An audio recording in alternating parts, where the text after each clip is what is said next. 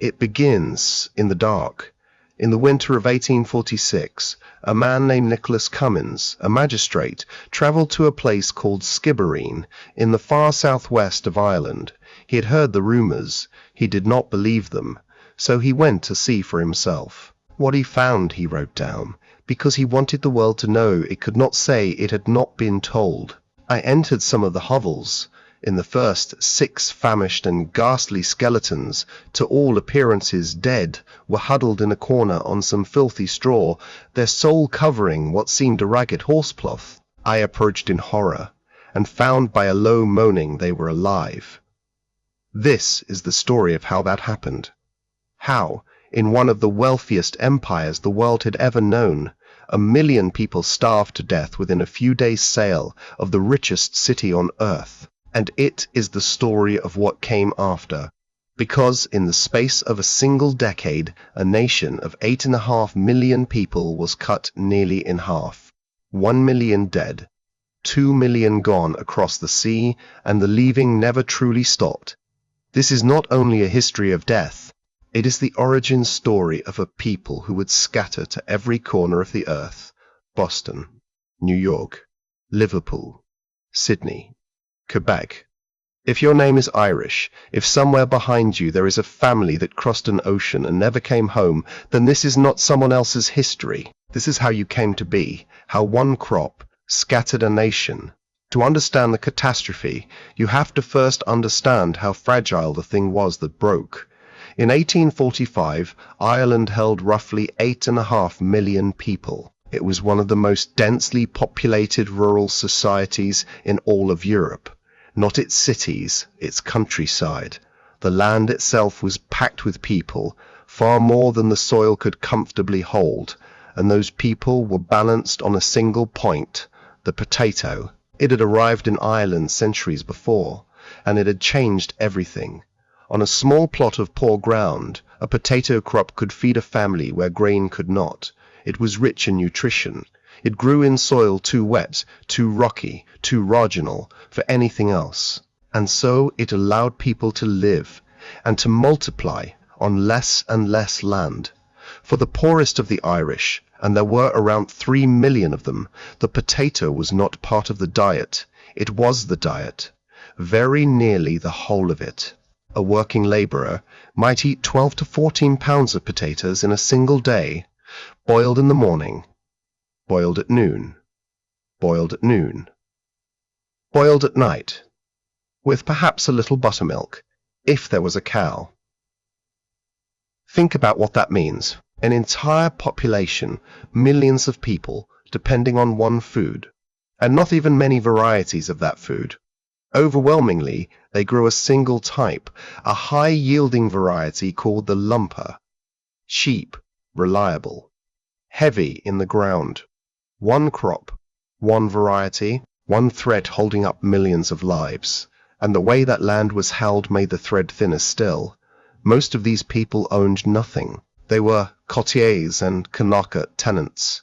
They rented tiny plots, often paying their rent, not in money but in labour, working the landlord's fields in exchange for the ground their family lived on.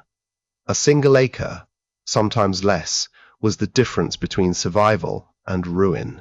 The land was divided and divided and divided again. A father with a holding would split it among his sons, who would split it among theirs. By the census of 1841, nearly half of all farm holdings in Ireland, 45%, were under 5 acres. In the poorest western province, Connacht, it was nearly 2/3. At the other end, only about 7% of holdings were over 30 acres. And above all of this sat a class of landlords, many of them living in England, drawing their rents from estates they rarely or never visited. Absentee landlords. Beneath them, middlemen who leased the land and sublet it in ever smaller scraps, squeezing rent from every square yard. The British politician Benjamin Disraeli, in 1844, a full year before the Blight, described Ireland in a single brutal sentence: a starving population, an absentee aristocracy, and an alien established Protestant church, the weakest executive in the world. He said this before the famine. The conditions were so plain that the most powerful men in Parliament could name them out loud. This was a powder keg. Everyone could see it. Observers had warned for decades that a society balanced on one crop was a society waiting for disaster. The danger was not secret. It was not unforeseeable. It was simply not stopped. In the autumn of 1845, the disaster arrived. It came, as these things do, on the wind. Its name is Phytophthora infestans, a water mold, not quite a fungus, not quite anything the farmers of Ireland had a word for. It had crossed the Atlantic, most likely from North America, and it found in Ireland's cool, wet climate something close to paradise. Here is how it kills. The spores travel through damp air and rainwater. They settle on the leaves of the potato plant. Within days, sometimes within hours in the right weather, the leaves blacken and curl. The rot travels down the stem and into the soil, into the tuber itself. A field that was green and healthy in the morning could be a black, stinking ruin by the end of the week. And worst of all, a potato that looked perfectly sound when you pulled it from the ground could dissolve into black slime in your hands a few days later, in the pit where you stored it for winter. People watched their entire food supply turn to rot after they had harvested it, saved, counted on, gone. In that first year, 1845, the blight took perhaps a third to a half of the crop. That was frightening. It was hunger, but it was survivable. People had been hungry before. They tightened their belts. They ate their seed potatoes, the ones meant to be planted the following spring, because a potato in the belly today felt more urgent than a crop next year. And through the long winter of 1845 into 1846, across 1 million cottages, the same question was asked in the same low voice. Would it come back? It came back. In 1846 the blight returned, and this time it did not take a third or a half. It took almost everything. Roughly 3/4 of the harvest destroyed across the whole island. This was the year the catastrophe truly began. Now picture the spring of 1847. The people had eaten their seed potatoes the winter before. There had been no choice. So when planting time came, the ground went largely empty. There was almost nothing to put in it, and so the strange, terrible truth of the year the Irish remember as Black 47, the blight itself was actually lighter that season, but it didn't matter. You cannot lose a crop you never planted. The fields were bare, not because the disease had returned in full force, but because there was nothing left to sow. Black 47 is the year the dying peaked. And here we have to be precise about what the dying actually means, because the truth is more terrible and stranger than the word famine suggests. Most of the people who died in the Great Hunger did not, in the end, starve to death in the way we picture it. Starvation weakens the body, and a weakened body cannot fight disease. And so it was disease that did most of the killing. Typhus and relapsing fever, the people called it simply famine fever, spread through bodies crowded together in fever sheds and workhouses and the holds of ships. Dysentery, which they called the bloody flux. And later, in 1849, cholera. The fever did not always respect the lines of class. Doctors died. Priests died, giving last rites. Relief workers died, but it fell hardest, as these things always do, on the poorest, the most crowded, the most hungry. How many died in all? The honest answer is, we will never know exactly. An estimated 1 million people died between 1845 and 1852. Historians give a range, roughly 1 to 1.5 million. The poorest left almost no records at all. Many were buried without a name, without a coffin, without a stone. We return to this because it is the reason finding these families is so hard. 1 million dead, maybe more. In a country you could cross by train in a day, within sight at times of food. It was an artist named James Marnie who showed the world. In February of 1847, he travelled to Skibbereen and sketched what he saw on the spot and the Illustrated London News printed his drawings. Suddenly, in comfortable parlours in London and beyond, people could see it. The skeletal children, the mother at the cabin door, the dead being carried out. These images are the reason we can still look the great hunger in the face today. They are some of the only windows we have. We will be looking through them for the rest of this film. Here is the hardest part of the story, and it is the part that matters most. The blight was a natural disaster. No one made the potato rot. But a failed crop is not the same thing as a million graves. Plants fail all over the world, all the time, without a nation being emptied. What turned a crop failure into a catastrophe was not the weather, it was the decisions made by men, in London, in Dublin Castle, in the Treasury. So let us look at those men and those decisions fairly. When the blight first struck, the British Prime Minister was Sir Robert Peel, a Conservative, and to his credit, Peel acted quietly, almost secretly. He arranged to buy around £100,000 worth of Indian corn, maize, from America, to be sold cheaply in Ireland and hold down the price of food. He set up public works so that men could earn wages to buy it, and he did something that would end his own career. He moved to repeal the corn laws, the tariffs that kept the price of imported grain artificially high to protect English landlords. In June of 1846, the corn laws were repealed.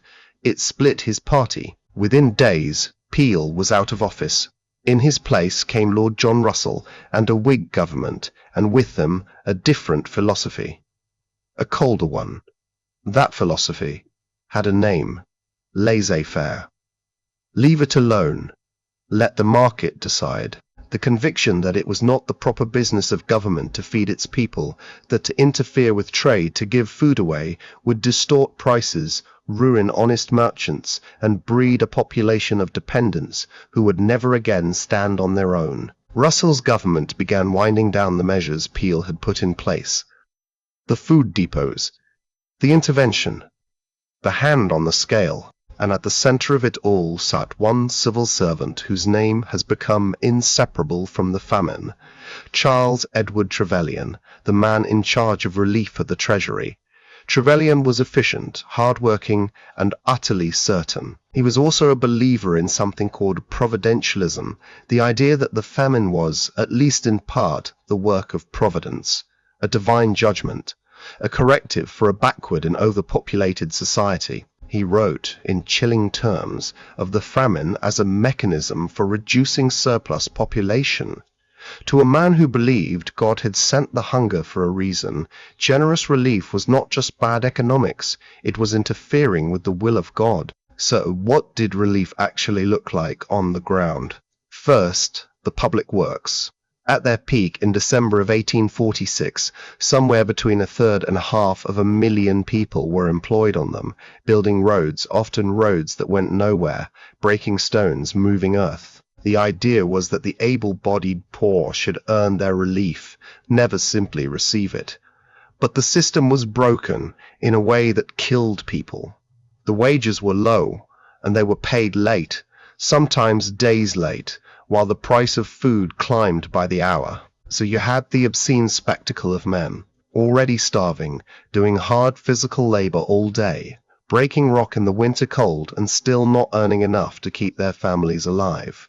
Men collapsed and died on the works themselves, the shovel still in their hands. Then, in 1847, came the one thing that actually worked: the soup kitchens. Under the Temporary Relief Act, the government set up a network of kitchens to give cooked food directly to the hungry. No work test, no wages to lag behind prices, just food, into the hand, and it worked. At its peak, in the summer of 1847, the soup kitchens were feeding around 3 million people a day. 3 million people, kept alive, by the simple act of giving them food. And then, they shut it down. By the autumn of 1847, the soup kitchens were closed. The government had decided the emergency was over, and that the cost of the poor should fall not on the British Treasury, but on Ireland itself, on the Irish Poor Law, funded by rates levied on Irish landlords. The thinking was that Irish property should pay for Irish poverty. The one measure that demonstrably saved lives was ended on principle while people were still dying, and then it got crueler still. In 1847, Parliament passed a clause attached to the Poor Law, named after the man who proposed it, William Gregory.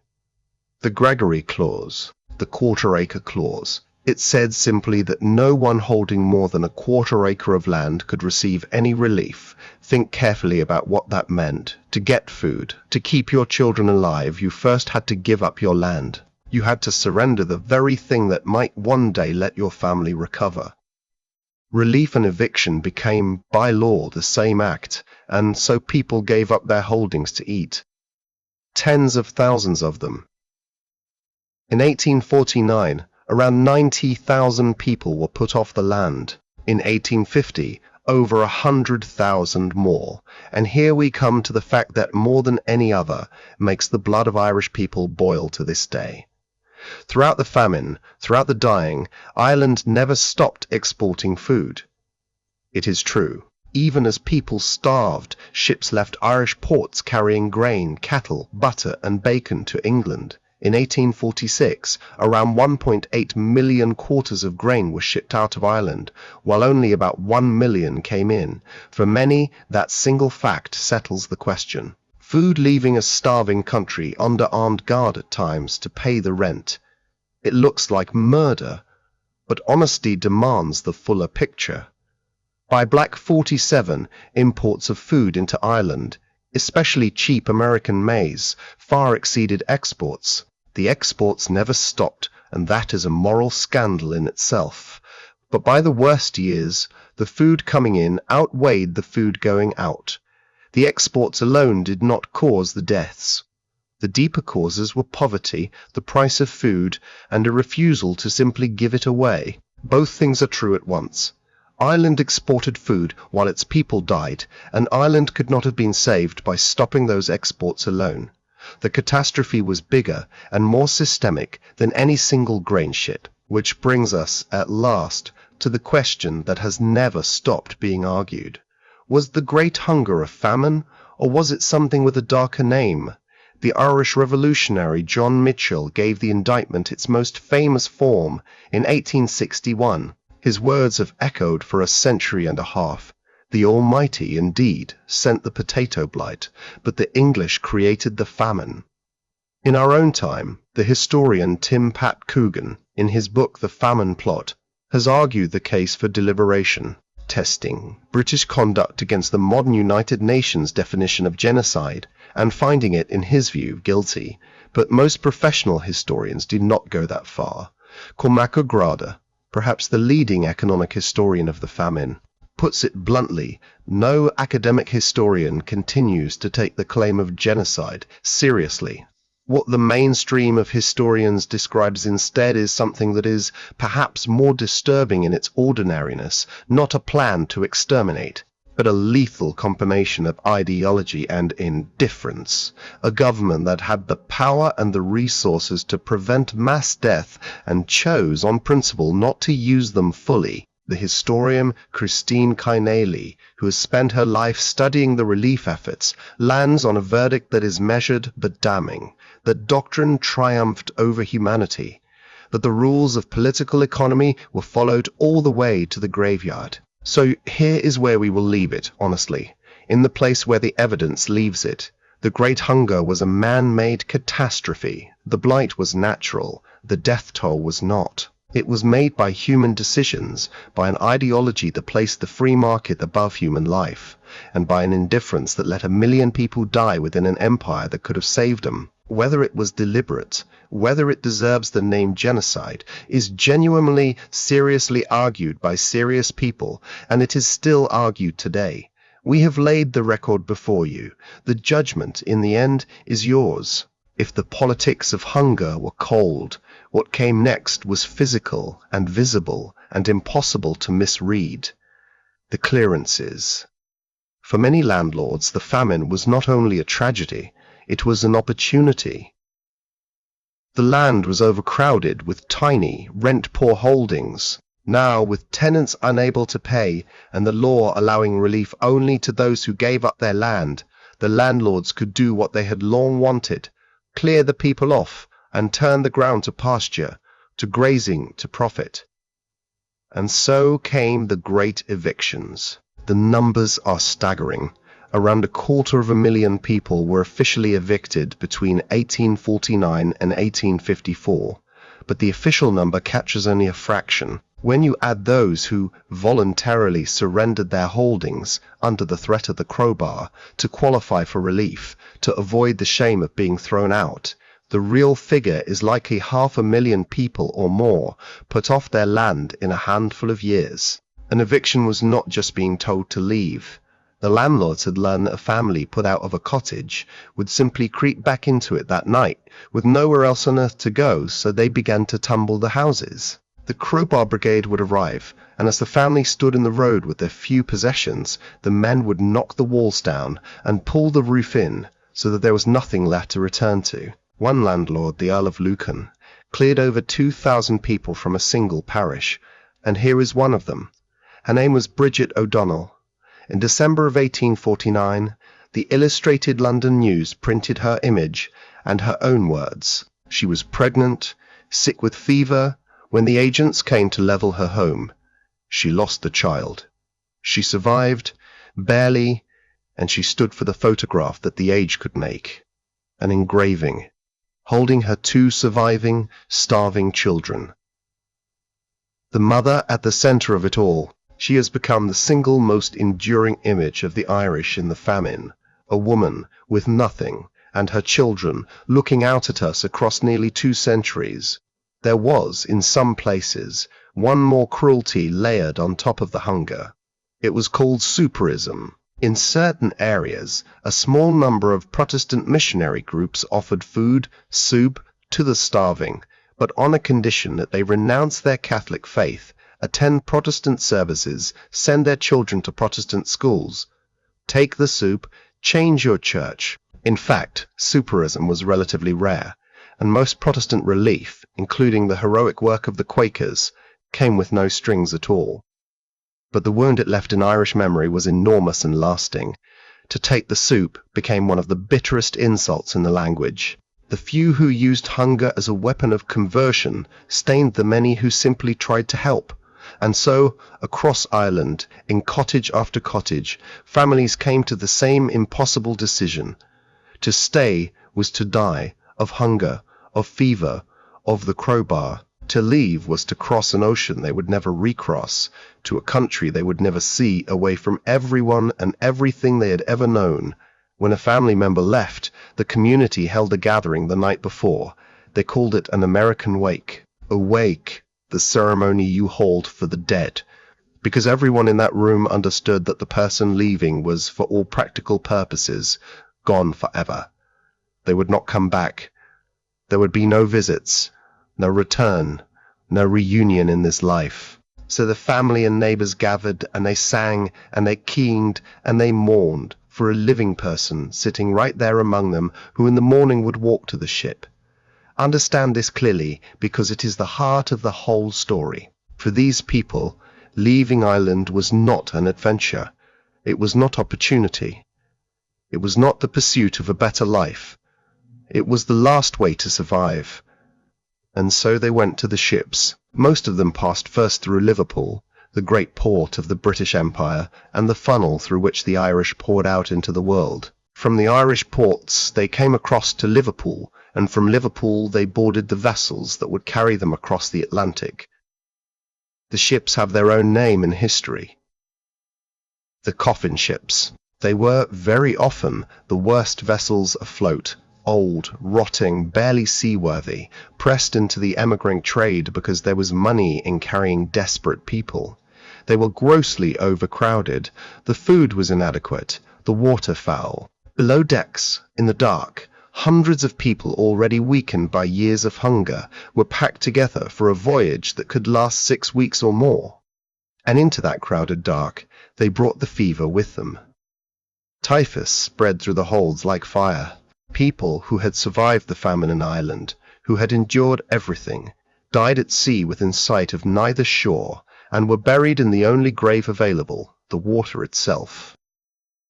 To understand how bad it was, you have to go to one place, an island in the St. Curated Lawrence River in Quebec called Grosse Ile. It was the quarantine station for the port of Quebec, the gateway to British North America, to Canada. In 1847 alone, of the roughly 98,000 Irish who set out for Quebec, an estimated 10,800 died at sea or in quarantine on the island, around 11%. More than 1 in 10 dead before they could begin their new life. That number, 11% mortality on the crossing, is comparable to the death rate on the ships of the Atlantic slave trade. Let that comparison stand, because it is exact and it is terrible. On a single day, the 31st of May 1847, 40 fever ships lay anchored in a line off Grosse Ile, waiting with some 12,500 sick and dying people aboard, and nowhere near enough doctors or beds to receive them. Over 5,000 of the Irish are buried on Grosse Ile. It is the largest mass grave of famine victims anywhere in the world outside of Ireland itself. A small island in a Canadian river where thousands of people who had crossed an ocean to live, instead lie in the ground forever. They went everywhere the ships would take them. To the United States, to Boston, to New York, to British North America, through Grosse Ile and on into Canada, to Britain itself, to the slums of Liverpool and Glasgow and London, and to the far side of the world, to Australia. The land had failed them. The government had abandoned them, and now the ocean itself took its share of the dead. But for those who survived the crossing, and most, despite everything, did survive, a new world was waiting, and it did not welcome them. They arrived with nothing. They came off the ship sick, exhausted, penniless, often unable to speak of anything but the place they had left. And they came in numbers that overwhelmed the cities receiving them. In Boston and New York especially, the famine Irish crowded into cellars and tenements, into the worst housing in the worst districts, packed together in conditions that bred the same fevers they had fled, and they met a wall of hatred. To the established population, largely Protestant, largely of English descent, these Catholic Irish were unwelcome and frightening. They were caricatured as ignorant, drunken, violent, diseased.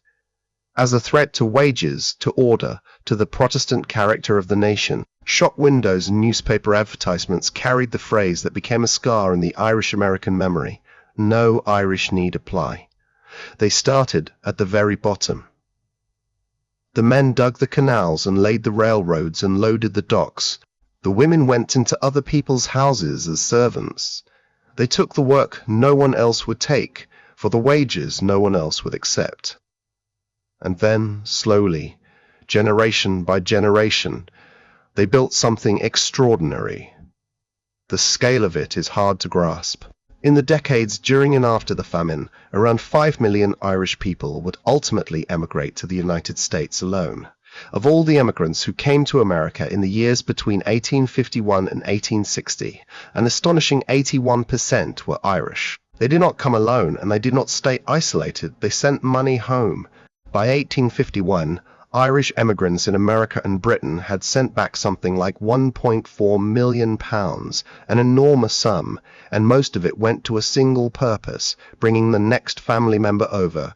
A brother's wages paid for a sister's passage. Her wages, in turn, paid for the next.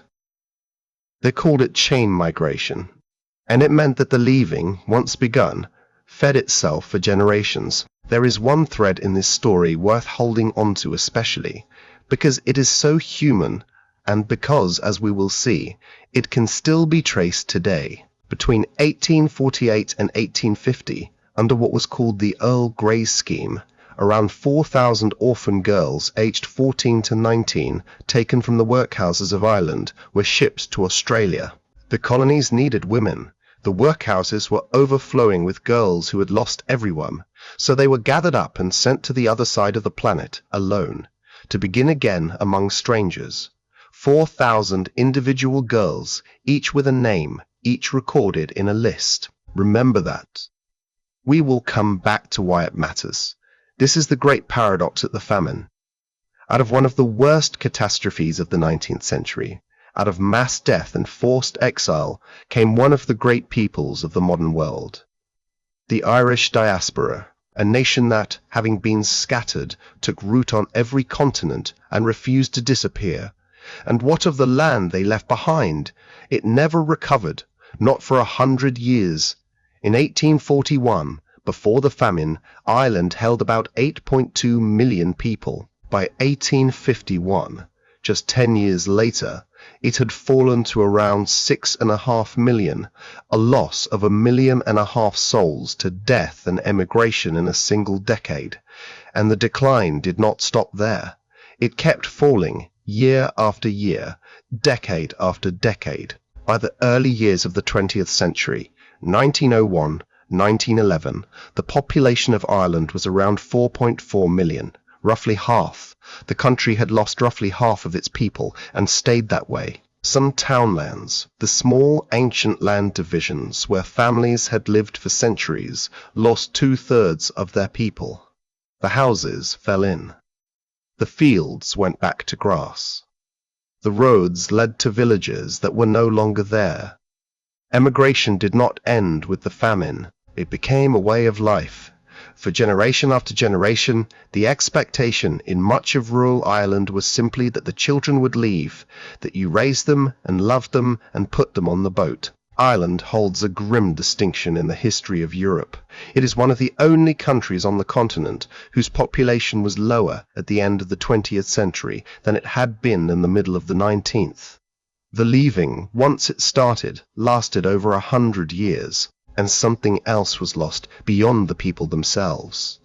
The famine fell hardest on the poorest parts of Ireland, and the poorest parts were the Irish-speaking West. The native language of the island had been in retreat before the hunger, but the famine accelerated the collapse. The people who spoke Irish were precisely the people who died, and the people who emigrated, and those who survived drew a hard lesson, that English was the language of survival, the language of America, the language their children would need. So Irish receded toward the western edges, and a whole way of speaking and thinking and remembering went with the dead and the departed. But out of the bitterness, something hardened. The memory of the famine, the conviction that Ireland had been left to die by an indifferent empire, became fuel. It fed the Fenian movement and the long, slow fight over the land. It fed the agitation that, decades later, would put the land back in the hands of those who worked it, and it fed, ultimately, the long road to Irish independence. The Empire had let Ireland starve. Ireland did not forget. There is one last cruelty in the story of the Great Hunger, and it is a quiet one.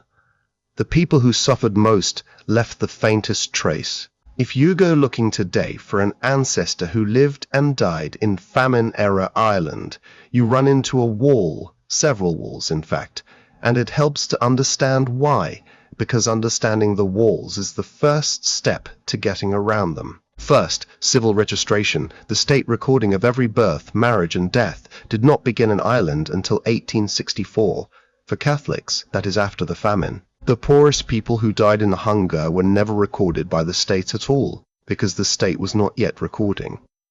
Second, the censuses that might have caught them are gone. The detailed Irish censuses from 1821 through 1851 were destroyed, and the surviving 19th century census records were almost all lost in a single afternoon in 1922, when the Public Record Office of Ireland burned during the Civil War. Centuries of records gone in the fire. Third, and simplest, the poorest people left almost no paper of their own. They owned no land to be recorded. They signed no leases. They wrote no letters, because most could not write. They lived, and they died, and the ordinary machinery that records a life never touched them. And yet, they are not entirely lost. Because where the obvious records fail, others survive, and a patient researcher who knows where to look can find a family that the fire and the famine tried to erase. There is Griffith's valuation, a great survey of land and households carried out across Ireland between 1847 and 1864, recording the head of nearly every household and the land they held. Compiled precisely in the years around the famine, it is the single most important substitute for the lost censuses. For countless families, it is the one document that places their name on a specific piece of Irish ground. There are the tithe allotment books from the 1820s and 1830s, a tax record that reaches back before the famine and often holds the name of the generation that lived through it or the one just before. There are state records and rent rolls kept by the very landlords whose decisions shaped the catastrophe, and within them the names of their tenants. There were the workhouse registers and the poor law admission books, which recorded the destitute as they came through the doors, the very poorest, the ones who appear in no other record at all, named at last in the ledger of the place that was meant to be their last resort. And for those who left, there is a whole second archive on the far shore. The assisted emigration lists, the Earl Grey orphan girls, those 4,000 names still readable today. The passenger lists of the ships, and the records of gross eel, the admissions, the deaths, the burials, so that even an ancestor who died in quarantine in a Canadian river can, sometimes, be found and named. This is the work. Quiet, patient, document by document, joining the family who left to the family who stayed, taking a name carried across an ocean 4 or 5 generations ago and following it back through the lists and the ledgers and the valuations until it lands at last on a specific townland with a specific name on a specific patch of Irish ground, putting a family back on the map. So let us end where the numbers leave us. A nation of 8.5 million, reduced within a lifetime to 4.4, a million dead, millions gone, a language pushed to the cliffs, a way of life ended, and yet, today, an estimated 70 to 80 million people around the world claim Irish descent. In the United States alone, more than 36 million people name Irish ancestry, more than 7 times the population of Ireland itself.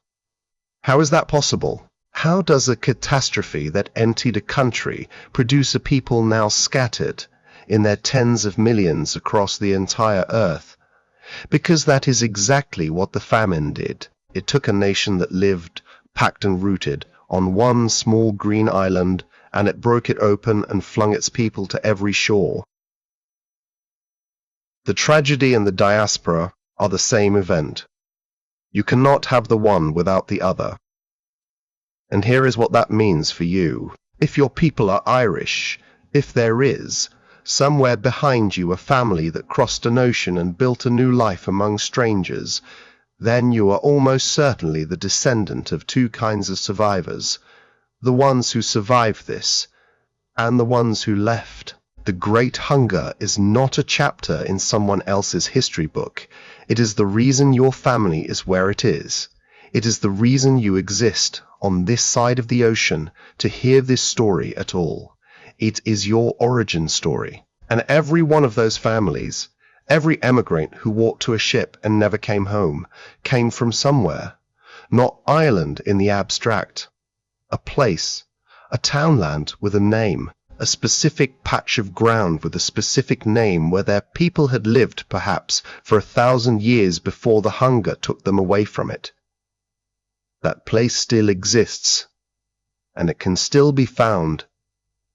Finding it, standing on it, is how the story comes full circle. How the leaving, after all these generations, finally turns back into a homecoming.